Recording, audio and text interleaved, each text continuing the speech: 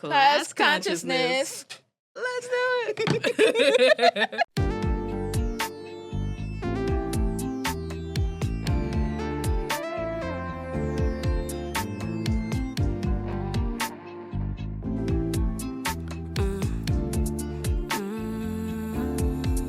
I got a theory. It's hard for you to believe I love you dearly. Push me away, tell me to stay, you're scared. Clearly, you don't see your worth. Not by a mile, I even nearly. But I love your ass sincerely. You don't hear me?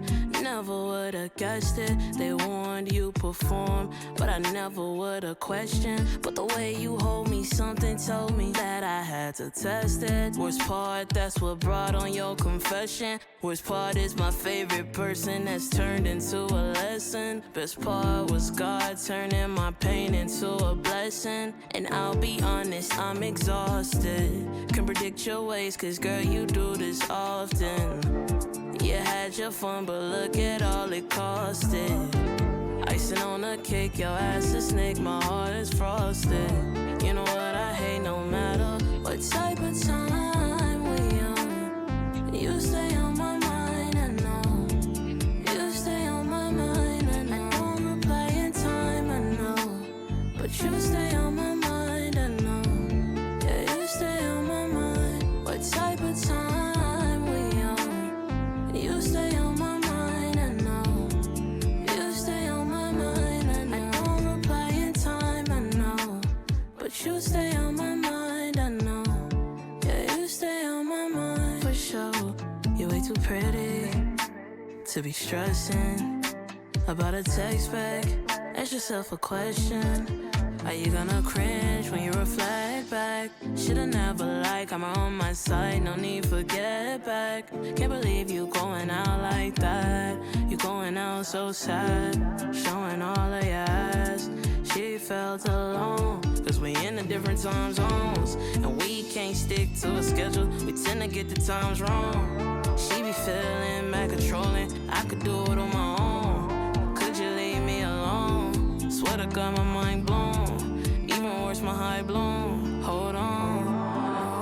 No matter what I do, it don't seem to be enough for you, girl. You know you're wrong. I'm gone, I'm moving on. I cannot fuck with you. Keep on showing you I'm not your enemy, but you interrogate me endlessly. No matter what I do, it don't seem to be enough for you. Time we on. You stay on my mind, I know. You stay on my mind, I know. I don't reply in time, I know. But you stay on my mind, I know. Yeah, you stay on my mind. What type of time we on? You stay on my mind, I know. You stay on my mind, I know. I don't reply in time, I know. But you stay on my mind, I know. Yeah, you stay. Hi, on everyone. my This is mind for Anonymous. sure. This is Class Consciousness, new podcast. We're Gen Z with the T on relationships. We create our podcast for youth and young adults to feel safe, heard, and valued when asking, what are we? We have weekly, real world conversations we all need to have in relationships with ourselves, family, and loved ones about emotional intelligence and awareness. And for today, we have a very special guest. What's up, y'all? It is your girl, Kennedy Riley, the one and only. How y'all doing? Yes, yes. We will also be dropping some unreleased. I'll let her talk a little bit more about what inspired her project for Yeah, Hershey. sure. Yeah, so I got this upcoming track. I'm really excited about it. Actually, it's been in the works. I don't even know how long. Probably was working over like 6-7 months. Finally got the final mix and everything together. Really, what inspires this is what inspires all my music, which is my life. Just let it be, my muse, whatever I'm feeling in that moment. It's actually really, really interesting when Simone reached out, and told me about it being about basically emotional intelligence. I'm like, Yeah. I'm all over that because that's all my music is about. Some people say I'm in my feelings. Some people say I'm sappy, but I think it's real, and I think it's emotions that a lot of people are gonna be able to relate to, uh, especially you ever felt the way I felt. So I'm Yeah. excited about this one. Y'all be on the lookout for that. Yes, we're gonna give you a taste of that as Oh well. yeah. Speaking on that note, we have some topics we want to go over today. Just a few. Don't mind that we're in Milwaukee. But the first one being breaking generational cycles of poverty and survival mode. And for one, oh my God, let's just breathe on that, okay? No, for real. Woosah. Man, okay, so right now the economy is crazy, okay? Hello, Crazy. hello. Please, somebody fix it. Somebody help America. Okay, let me stop playing. But no, really though, let's talk about it. How is it impacting our communities and how it may impact ourselves as well? What do you think about that?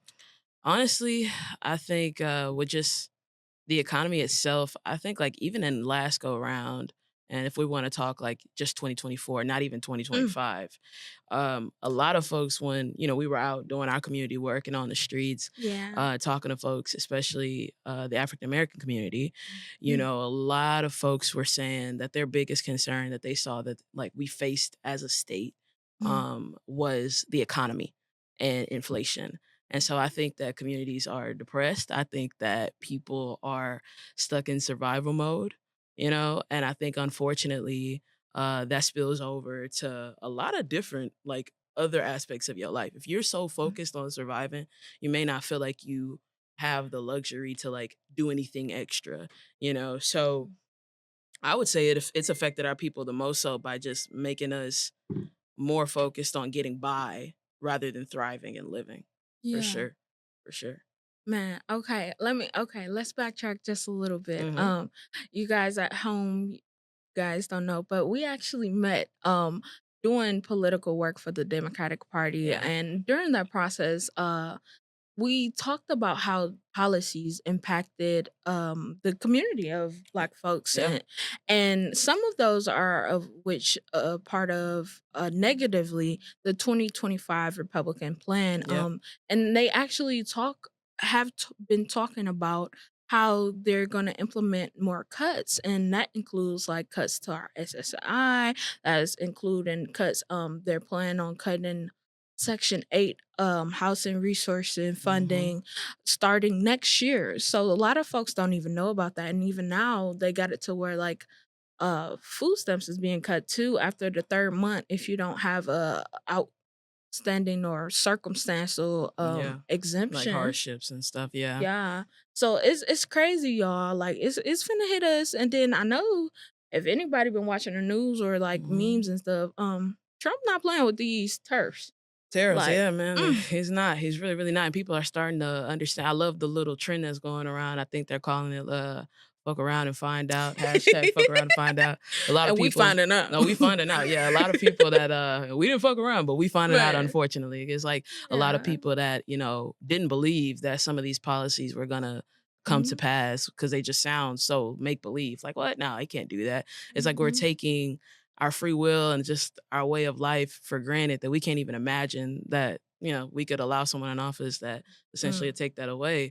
A part of a lot of the stuff that he's cutting too is DEI, and mm, I think that diversity, equity, inclusion is huge.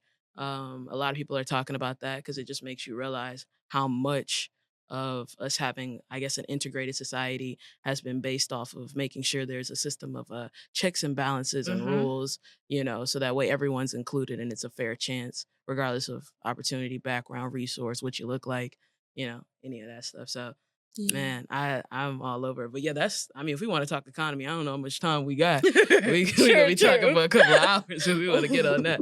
Man, Oh do man. y'all research though at home? Absolutely. Like, Please, please. man, for real. And then also like I just want to touch on that survivor mode piece too because Yes. Yeah. it matters in our community, to me, in my opinion, more than any other community because if we really be honest, if we look at the stats, right, a Hmm. lot of these folks that haven't been able to get out to the polls, it's because they have to babysit. or because they have to go work 3, 4, 5 jobs Yeah. just to afford living. Yeah. Right now, we in Milwaukee, Wisconsin.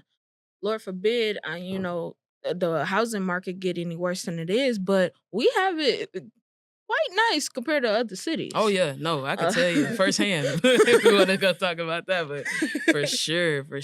And I think that another thing about that like survival mode is that Mhm. it kind of sucks because not only do they not have like time to or energy really, because Yeah. we also have to talk about just being tired Oh, and just not feeling motivated to do being those things. drained. Very much so being drained. Mm. So it's like not only do they not have the energy to do those things, but then also they're just kind of they don't care. You know, there's some general apathy there because they don't feel represented by the political process. They don't Mhm. recognize that the power that they have in voting, and going out and casting and making sure that your voice is heard. So, I'm feeling like I'm becoming a little bit of a spokesperson here. But nah, like I understand that survival mode just it rewires the whole way you think Yeah. where you're not even worried about like everyday life things. Like you don't even Mhm. see the good and you're just getting up, punching a clock, working 2, 3 shifts, taking care of your family, Mhm. and then someone like us calls Just and asks, go. hey, you want to come out into the community and talk to Yeah. people about this? And they're like, why would I do that? Like Yeah. what do I get out of it? Because that's how they kind of function. That's how they operate.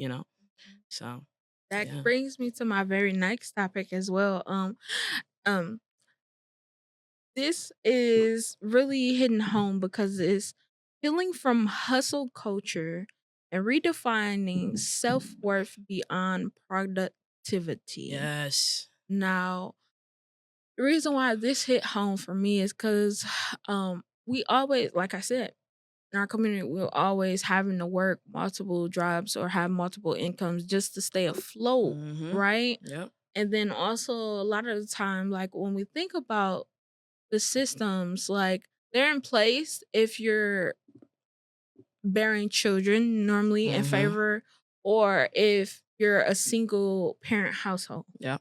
Now, once you get to having more than one income within a house, they cut a lot of benefits for folks. And then also, not only that, if you got to pay an extra $300 for health insurance, Mm-hmm.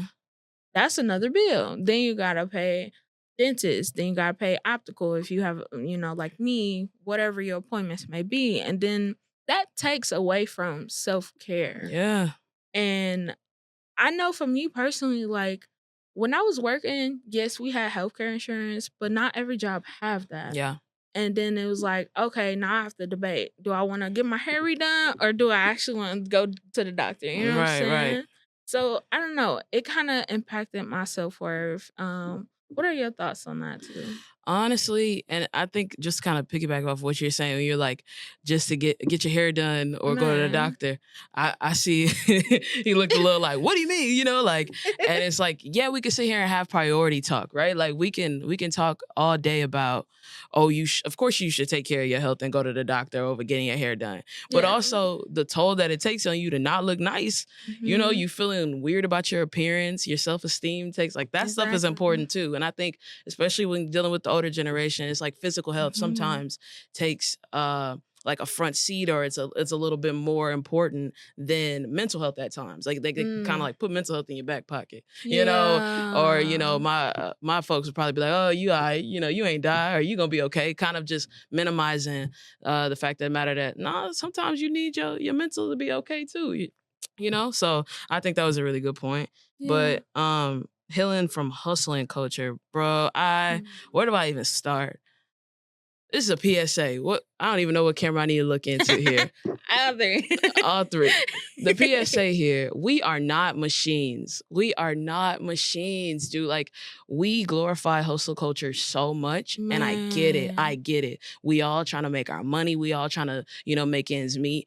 But then, like, think about it. Mhm. And I'm sure you probably know, you ever meet a guy, especially our brothers, and their entire personalities, I get money, I get Yeah. money, I get money. That's all they, you know what I mean? Like, dude, okay, what else is there about you? Do you have any hobbies? Do you have any, like, I remember like all of us sitting around in school one day, just laughing. It was like, okay, if you had a strange addiction, what would it be? Mm. And this dude, like, we all went around and just said our little quirky things. It was nothing major. He said, my addiction is getting money. And I could see he really felt like he was so cool for saying that. And it's like, sir, you beyond the dollars, you know, beyond the money, beyond, you know, I'm a hustler. I get to the dollar, I get to the bread. Who are you? And I think that's because a lot of your self-worth, and I could say this for our men too, is entirely like attached to your net worth. Yeah. How much money you have. And I just think that's toxic. That's toxic because the minute you're down and out, you have a bad day, as most of us do, or your pocket's not looking the greatest, as most of us go through. You know, nobody want to talk about it, but I mean, that's when you start feeling like, man, like, I'm not worthy. What am I doing with my life? When honestly, it's just like, yeah, we gotta heal from that. Like, we shouldn't be measured by how much we can produce or what we can do. And it may be a little deep, but I feel like that's taking it way back to like slavery, you know? Like our worth was based off of how hard of a worker, what skills we had, you know? Like, oh, this particular slave, he's a locksmith, you know? He could, so I'm gonna charge more for him, but this one's young, he doesn't have any skills yet, you know? So thinking about that, like, you don't attach your self-worth. Please, please, please. We are not machines. Don't attach your self-worth to, you know, the money you have or the accomplishments. Because understand, I don't know what y'all believe in, but the tables can turn real fast, okay?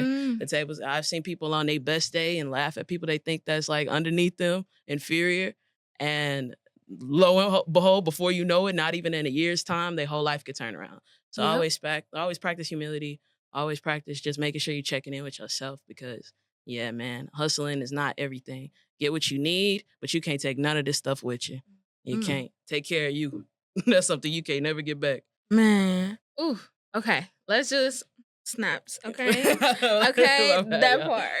But also, like, I feel like a lot of times, like you said, the stigma for at least a lot of men, like, they're always told, you know, the toxic masculinity. Oh, you be the breadwinner. Don't care about nothing else. I don't care about your emotions. I don't care about your stress levels.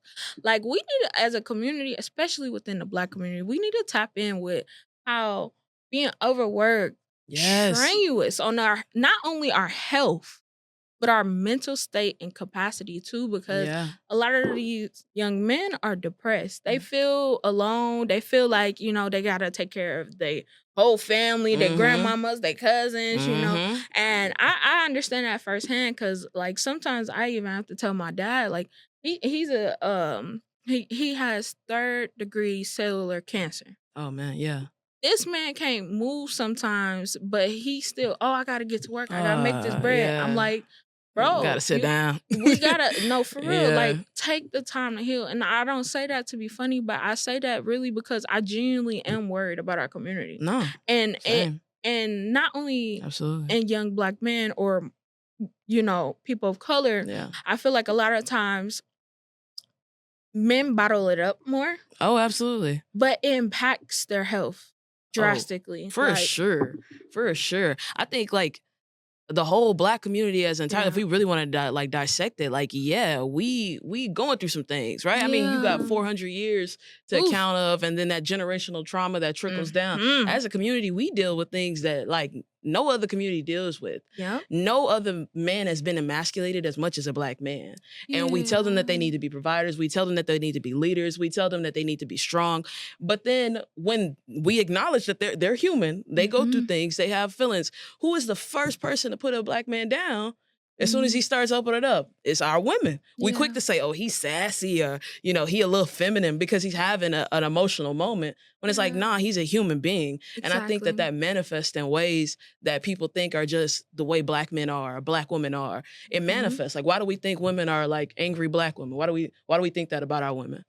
Probably because we didn't get the help we needed, you know, mental health wise. So when you see her, she looks irritated, but maybe she's just overstimulated. Man. Or my mom saying, oh, my nerves bad. Maybe you just got anxiety though. Like, you know, we don't use the right language when it comes down to what things are in our community. So we view it as weakness when we really need to be realizing, no, people are getting help.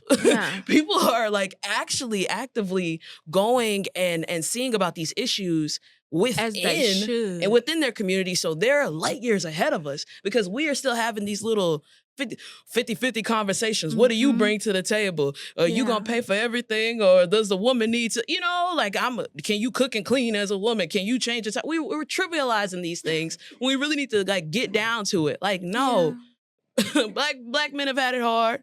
Black women have had it hard. And we are never gonna get to the place where we're gonna be able to heal from that if we don't open up and have dialogue about it. We gotta like normalize just speaking about that, having dialogue. So, man, I don't know. I love that one in particular because I'm like, shoot, that mental health like topic could go forever, especially with us.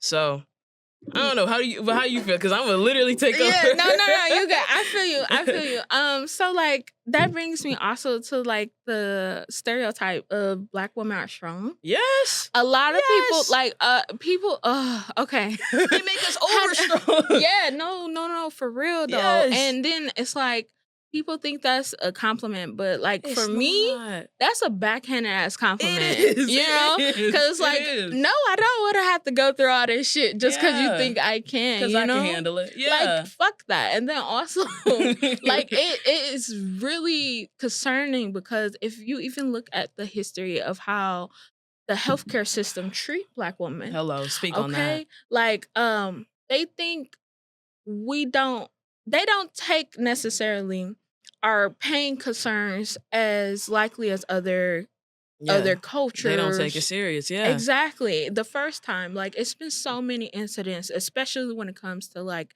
giving birth, right?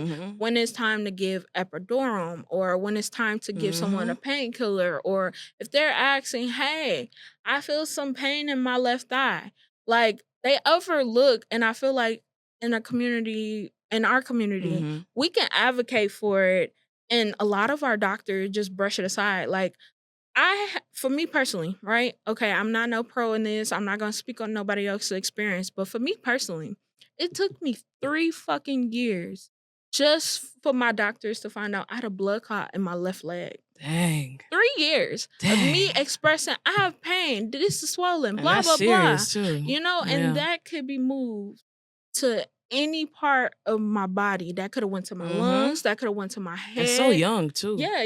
That's and, crazy. and that's what the doctors were saying. Oh, you're young, you're fine. That's just soreness. No, that's the first time for everything. Okay. Let's make sure. Don't just. So please, you guys, like, don't think that being called strong is a compliment. It's not, especially these Black women, bro. Yeah. Especially, I read something that said like even in the media or like when it comes down to like Black women being models, like when you really look at it, like why is the like I guess phenotype for like a Black woman being in the like limelight as a model, why is it that she's always over masculated? You know what I mean? Like they tend to shave all her hair off, which we really know is because they don't know how to, take care of her hair, maintain her hair, style her hair. Do that. You know what I'm saying?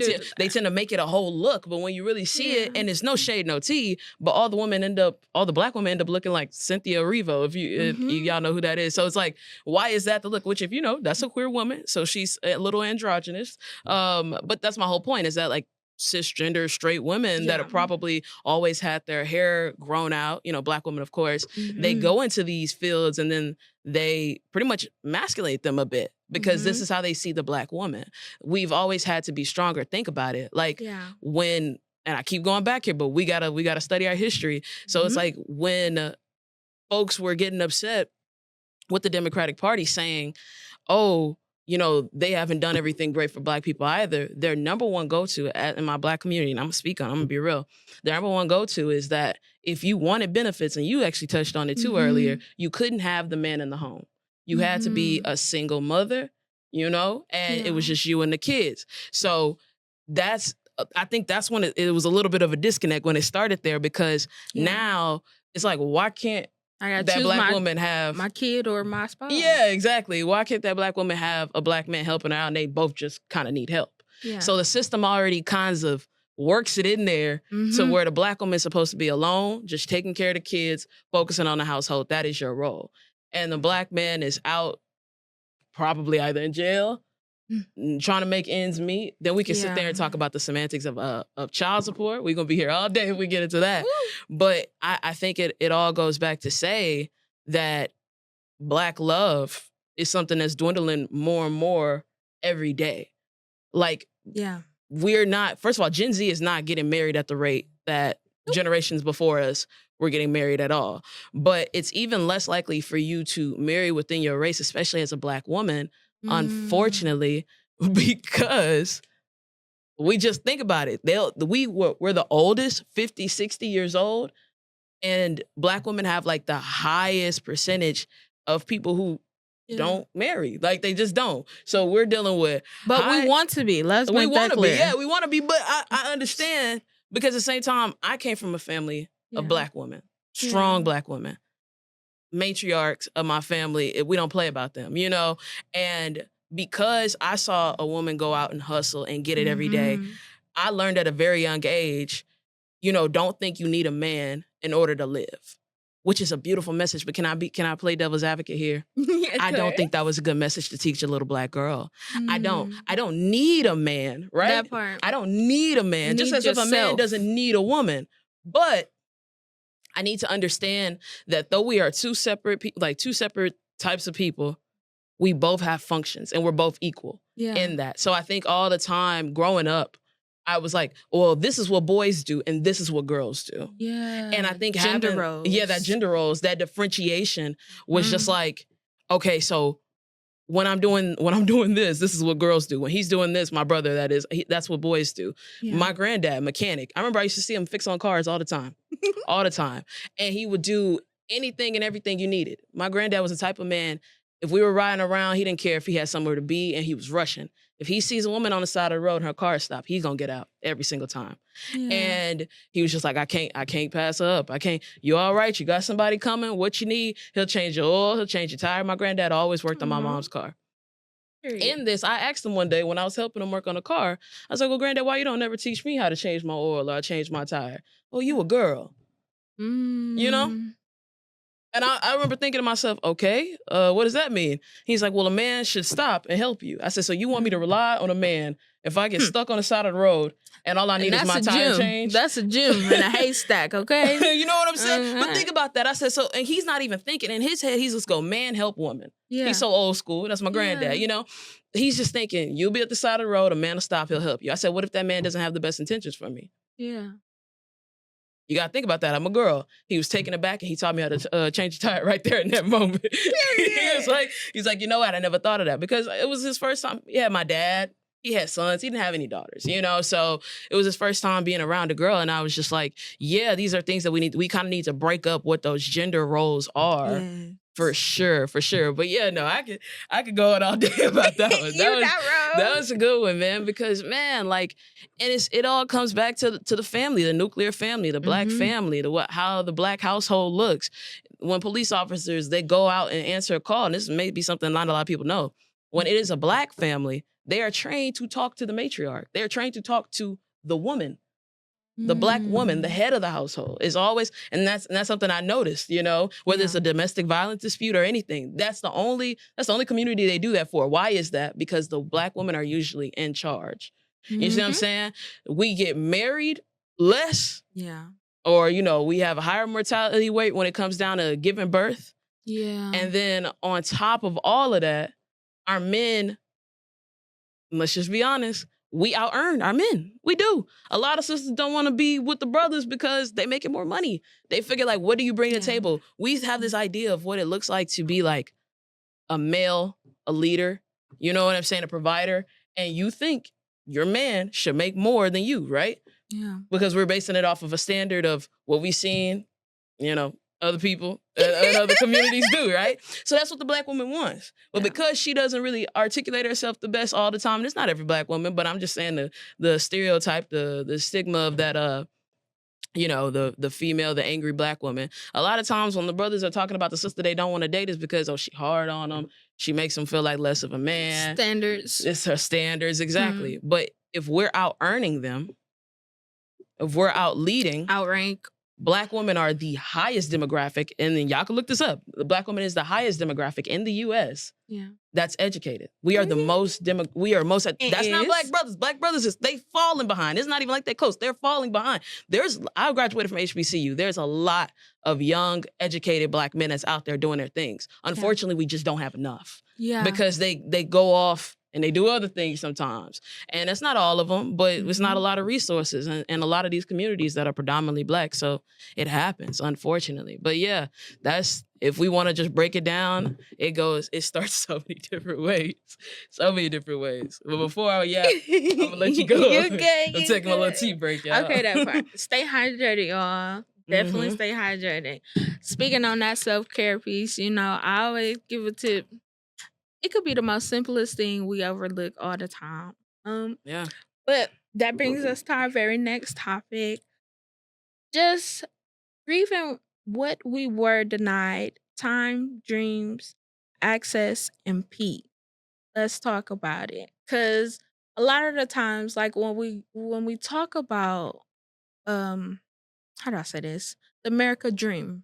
Yeah. Okay. The pursuit of happiness. Yep. We could take that politically, or we could take that as an individual personally too, right? And a lot of times I feel like, especially within our communities, people of color, like, for one, again, we go back to access of free time, of self-care, of our worth, but also having the time to navigate between hustle mode and just not having time to do everything we want to do because we need that security financially. A lot of times we don't have the time to chase after our dreams or to do these fun things for self-care or to take time to just be with ourselves. And I feel like that's a part of everyone's dream, just to be at that peace moment and be able to say, this is my experience in life, but this is my time for me, and this is what I love to do. And this is my dream, goal-wise. I feel like a lot of the times we don't have as many opportunities to even think big because we're so stuck in that survival mode. It's like, absolutely. It's like, well, do we really have a choice to really? Yeah. But I want to see like your aspect on how that impacts you with chasing your dreams and what you're currently doing as well. Just as far as what the hustle or the mental and emotional toll of that. Shit, all of it. Shit. Let's talk about it. Man. Whatever you want to hit on, let's talk about it. Yeah, I think how it affected me personally. Okay, so just a little bit about me, y'all. I'm a first generation graduate. I like to say I do things that I've never seen done before. Yes. Right. And it's no shot to my parents and where I'm from. I just think that, I don't know about y'all folks, but my folks' favorite thing to say growing up is I want you to be better than me. I want you to do things I didn't get to do. I want you to have opportunities I didn't get to have. And I like to say that they achieved just that, right? Because look at me now. Like, okay, period. And I come from hardworking family. Like my dad get up every day, punch the clock, 4 a.m., don't come home until the sun is back down. He did not play. He didn't want us to want for anything. My mom was a hardworking woman too. Sometimes she would hold 2-3 jobs at a time. Unfortunately, they were go-getters. They were hustlers. They just didn't have, the most education on paper. And I say on paper because I feel like my dad is the most intelligent man I know. My mom, quick with it, But yeah, no, they weren't able to, finish out and go to college and do everything that I, was able to do. Both of my parents are prior service. So I had 2 parents in the military, which they definitely instilled discipline in me. Yeah. They instilled me with drive and ambition. But because of that, it was kind of a double-edged sword, right? Because of that, I was High like, standards. yeah, I had really high standards for myself. And I knew what I wanted out of life. And I also knew that my parents, because I'm a middle child of 5 kids. So I also knew that when I got out the door, it didn't just end with me. They still had other kids to like worry about and take care of. My baby sister is 14. So, and she needs shoes. She going to high school. She needs stuff. Yep, She involved in extracurriculars and all that stuff. So when I would see all of the things that my parents had to cover. I think as a child, especially as a middle child, y'all know how we are. If you're a middle child, you know. Especially as a middle child, I think I became a little bit more reserved, dialed back. And I was like, okay, let me ask for as least as possible. My birthday would come around. My parents asked me what I wanted. Oh, nothing. Just spend time with you. You know, Christmas would come around and my folks would be like, well, what would you like? And I'm like, actually, Mom, you could just make this one meal that I like a lot. Like I would always try to make it easier on them because I saw how much they had to do, which of course my mom would say, you ain't got to worry about that. You're a child. You know, that wasn't on me to worry about. But at the same time, I still love my mother so much that I would see her stressed out and I would be like, I don't want to add to that stress. You know, I would notice I got a little older around the time, and maybe my younger siblings don't see it, but I would notice, okay, Mom's getting real stressed out around this Christmas time thing, you know, because she got to make sure the bills paid, go to work, keep a good face, is hard be there, enough. come home, make sure we eat, make sure our homework is done, make sure we in the tub, ready to go, and, you know, washing up, ready for the next day, pulling our clothes out. Plus working. And then again, she would work 2 jobs at a time. So I remember it was sometimes where I'm like, do she even sleep? Like, what's going on? You know, she trying to like, oh, I'm not going to be able to pick you up today after school, but I got your nanny coming to get you. This was my aunt. We call our aunts nannies, but I got your nanny coming to get you. And just little things like that. It takes a village, right? Yes. So I think that when I started realizing I wanted to do music, and if you're an artist, you know how expensive this music thing is. Like studio time, marketing, promotion, content creation, making sure you're networking, talking to the right folks. You know, like everything about being an artist is very expensive. And when you're an independent artist, it could be hard. You putting a lot of money and a lot of time, a lot of effort in, and you're doing it pretty much by yourself because you don't have a full backing of a label or a team, you know, and to do all of that by yourself, to put in so much time and money and to not see any instant return, like you have to be so diligent and focused on that delayed gratification. Like it sucks right now, but I'm paying it and I'm paying it. And it's like that feeling I get from every time I create a song, you know, and I'm like, dang, I spent the arm and a leg to make sure everything was, you know, done and adequate in the way that I liked it. But I love this feeling, this fulfilled feeling, this creatively fulfilled. So I've been in love with music forever. I mean, from a kid, I was in band. So I used to play saxophone. I mean, I used to do any and everything dealing with music that I possibly could. Choir. My mom's a singer. And then I just started writing. I was really into poetry, so then I started rapping. And as a kid, I wanted to take it serious off rip. Like I remember being 8, 9 years old, telling my folks, like, I want to go audition for Disney Channel. Like, you know, and again, it was in survival mode, right? So we didn't always have wiggle room for your kid to unfortunately do things that they want to do all the time. Travel expensive too. Traveling is expensive, exactly. So I wasn't one of those kids, you know, I would see those stories about those kids who parents like picked up and moved them all the way to California to support their dreams. And it's not that my folks didn't want to do that. It was just, it just wasn't in the cards. It just wasn't realistic at all. So I think that shaped the sound that I have.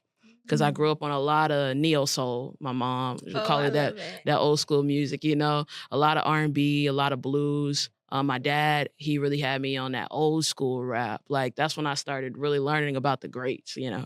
That's when I started learning about the Wu-Tang clans and the, you know, but past just the Tupacs and Biggies. Like he used to go like deep cuts and be watching freestyles about things like. My dad, you know, the old Kanye, he used to go and get the 808s and Heartbreak albums, but he was also heavy on reggae, you know, like reggae music. Both of them love jazz. That's probably why I picked up the saxophone and learned to play. So, yeah, I think everything about that made me who I am today, and it affects the kind of music I make, the elements of my music, what I talk about in my music. Like I have a whole song called Grind Time. And essentially that entire thing, the first like bar of that song is I ain't never had no mom and daddy money. I had if I didn't grind, I won't have no money. You know, so that right there just kind of sets the tone, the standard of like, I ain't got no safety net. I'm out here on my own, just getting it out the mud, as we would say, you know, just thugging it out. But I'm being real about it. And I want to make sure that, you know, my folks don't gotta work themselves till they old and gray. And, you know, we deserve to enjoy life. Y'all have had to survive for so long. We enjoy to actually live and thrive. So that's what they passed the torch to me. And I'm hoping to just keep it going. Just take off running, you know? But yeah, nah. I mean, what do you feel like it would be for you? Like, how does it work? I know you don't probably like do music or anything, but how do you feel like that affected you and what it is that you're doing now in your time of being a host? You wear 1,000 hats, man. You wear so many. This girl stay so busy, y'all. Y'all just don't even know. Yeah. Put me on the burner. Okay. No, honestly, I definitely feel you on that. Like not having that trust fund money. Mm-hmm. Cause Ain't no let's safety be net. for We out here just doing part. it. We getting it. Cause let's be for real. Like another thing too, like dealing with imposter syndrome. Yeah. Cause Say that. like I've been in circles far as artists that are famous, far as rappers that are famous, far as businessmen that made millions of dollars, within my outer circle. Yeah. But me, I'm 23, right? Yeah.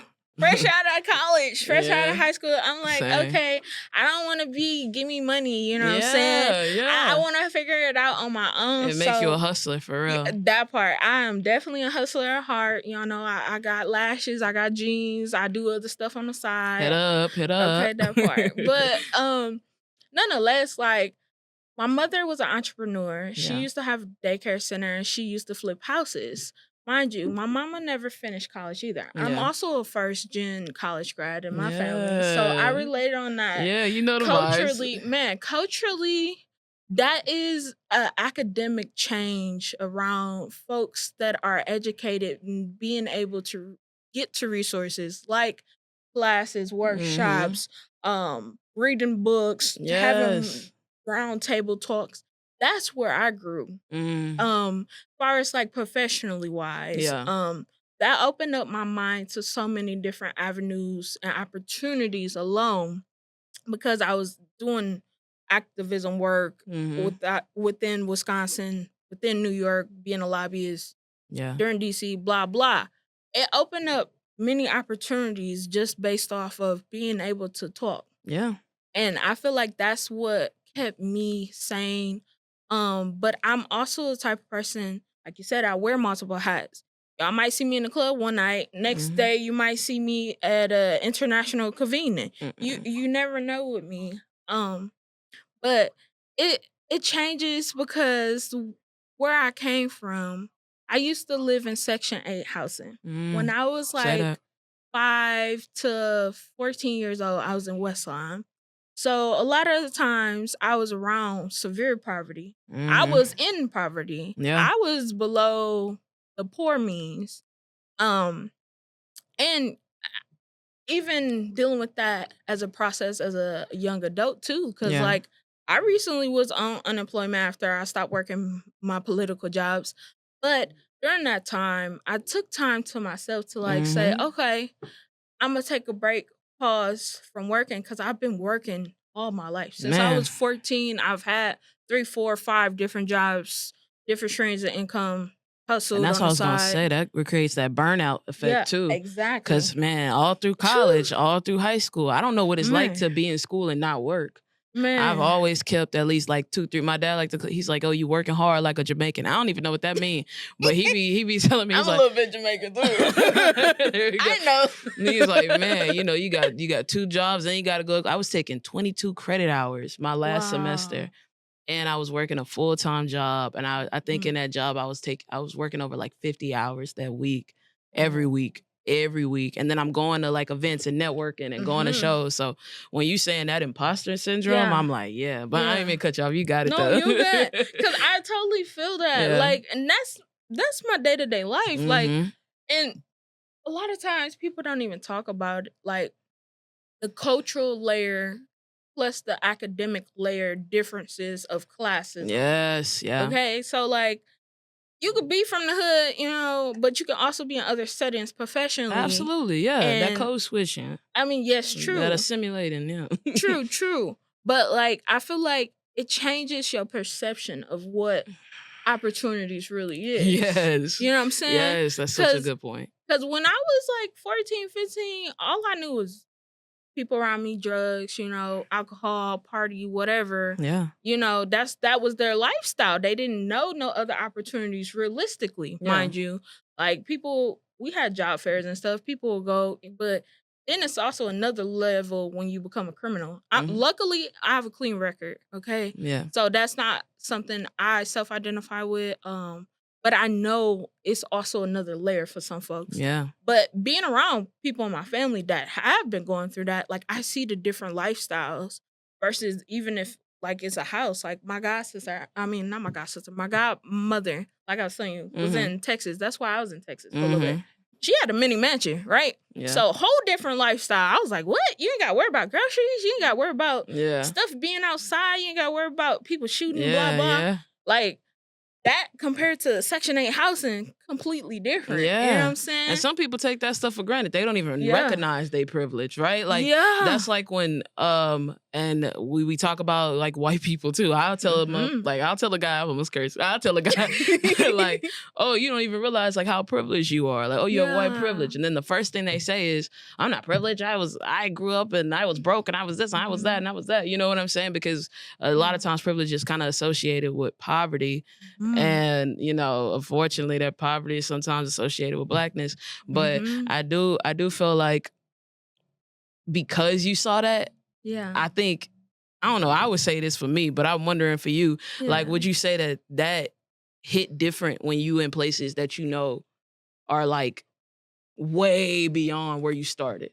Like, does the success hit different for you? Because I feel like for kids like us versus kids who was kind of handed everything and got every opportunity, and they was already used to it. By the time they get to a certain place, like graduated from college, landing their first big girl job or big boy job, however y'all, you know what I'm saying, see fit. Whatever pants or skirt you want to wear. Okay, yeah, exactly. There you go. But yeah, like once they get to that place of like, okay, I've accomplished this, it hits completely different.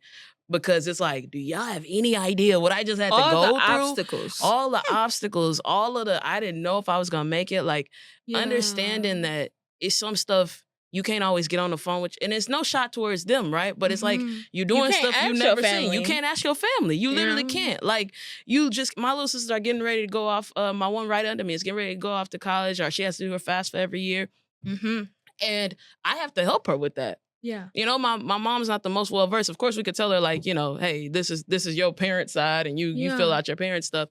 But all of that stuff, I was kind of the guinea pig for my sisters, like, because it was like, okay, well, Star gonna go test it out. Yeah, Star gonna go test it out. And then she gonna come back and, like, let us know, put us on. So I think when I got out here to Wisconsin after graduating, like, the way my folks was talking about me, bro, they thought I was Hercules. They were like, she's going out there. She's gonna help out with the campaign. She just got her degree. In less than a couple of months, she's already out there using it. Like they were speaking life into me, and it makes you feel great. But then I was also realizing, we was around some folks that they grew up a little different from us. And so it wasn't that big. They're very much so. It wasn't that big of a deal to them. Like I would say, they'd be like, oh, what was the best day of your life? And I'm like, oh, maybe thus far graduating college. And they'd be like, oh, what did you get your degree in? Was it hard? Like they're looking for the kicker. They're looking for like the punch. Like what's so good about getting your, because they just take it for granted. It's an everyday way of life to them, So I definitely think that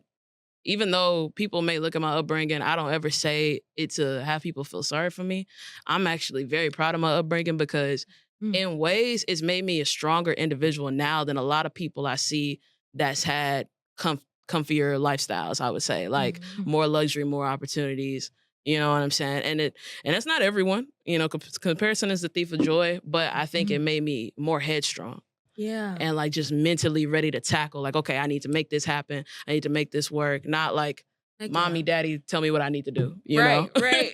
Nah, that's so real. Cause I mean, like even just thinking about like how these big families or like streamer houses, they have this network or like community is not say just given, but it's way easier for transitioning and like understanding their own identity, right?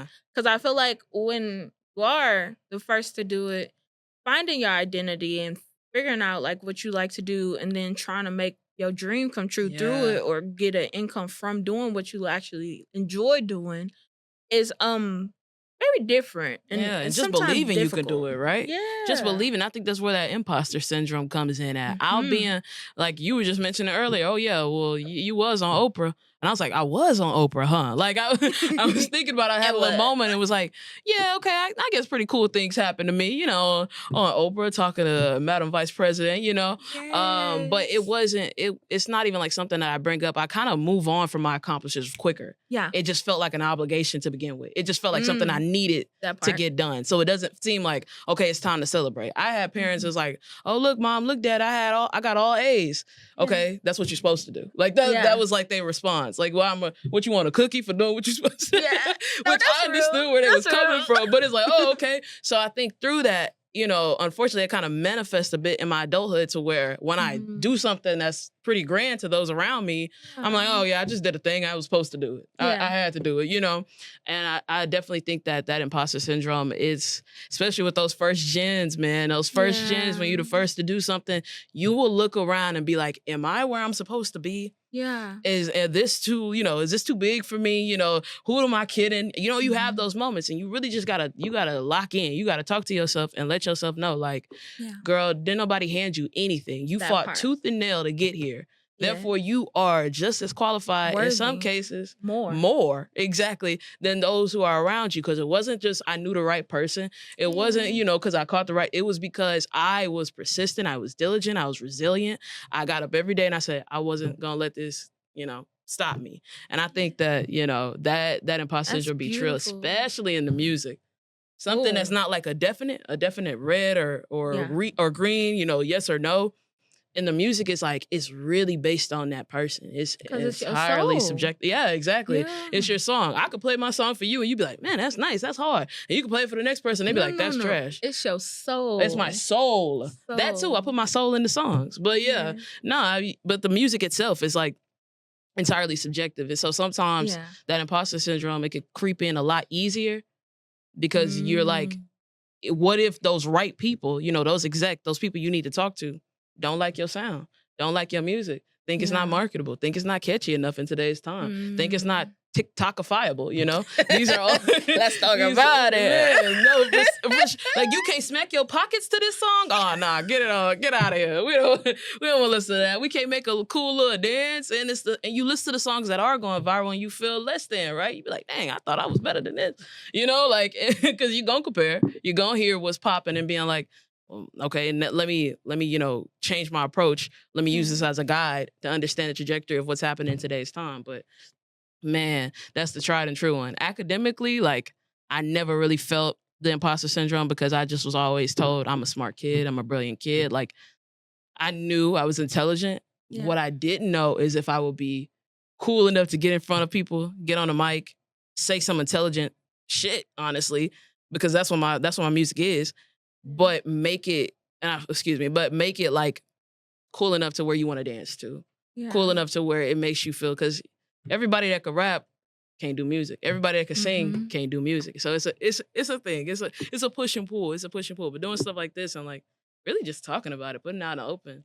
Yeah. It's like therapy. That part. For real. That part. For real. It's definitely a healing journey, or was identifying like what you like to do, and then also finding a career out of it. Like, I tell people at home, I know, you know, bills are due, but find something y'all like to do for you.